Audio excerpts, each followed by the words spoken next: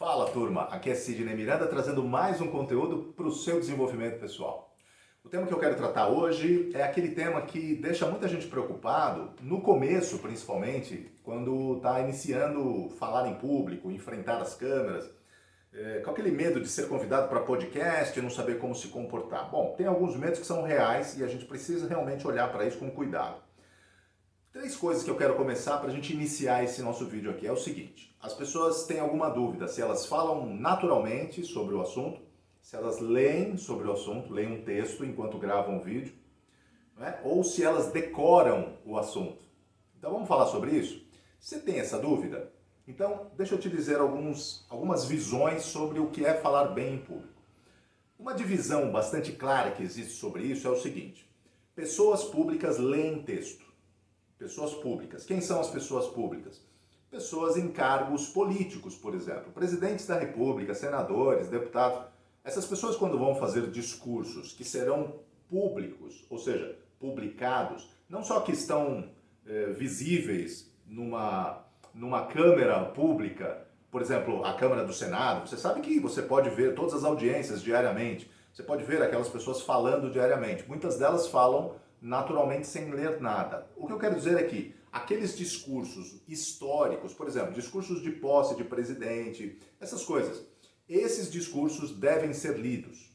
Por quê? Essas pessoas terão seus discursos gravados na história. Então eles não podem falar de improviso, não podem falar de qualquer jeito.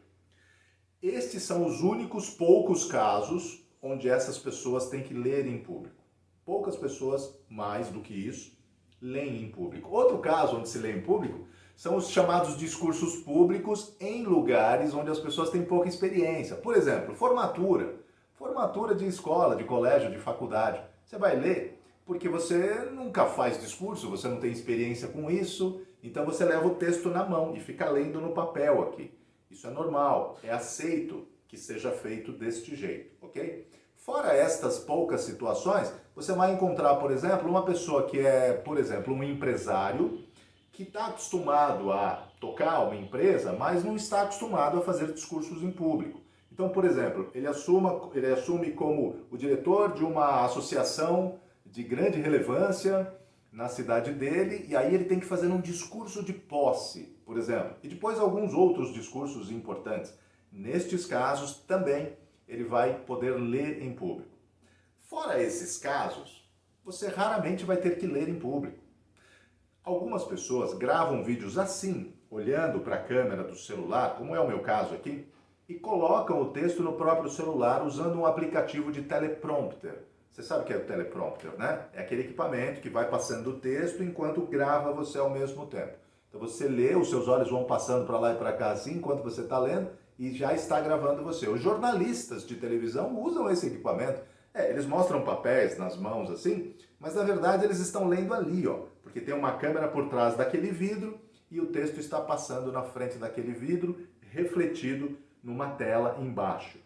Muito bem, nestes casos também tem gente lendo. Fica disfarçado porque não dá para perceber que a pessoa está lendo. Ok? Fora isso também, você não vai mais encontrar situações para fazer leitura. A outra situação é da decoração do texto. Você não deve decorar texto para falar em público. Pronto, vamos direto no assunto, certo?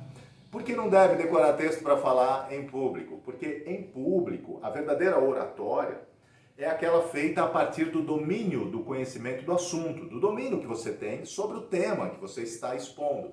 Então você não tem que decorar assunto nenhum. O que você deve fazer é falar naturalmente, de forma fluida. Você tem que falar a partir do seu próprio domínio pessoal. Então a sua fala deve ser orgânica. Você não tem que decorar nada, percebe? Agora, sim, a melhor dica que eu posso te dar sobre isso é que você precisa fazer um roteiro. O roteiro vai te ajudar a se organizar ao longo da sua exposição. Você precisa ter uma abertura, um bom desenvolvimento e uma finalização. Isso é uma estrutura importantíssima para todo tipo de apresentação falada. Se você não faz um roteiro, você pode se perder com muito mais facilidade. E ainda, se você está começando, fica muito mais fácil se perder. O roteiro vai ajudar você a se organizar. Organização vai fazer com que o seu público goste mais de te ouvir. Se for uma fala desorganizada, fica mais complicado para as pessoas gostarem de você.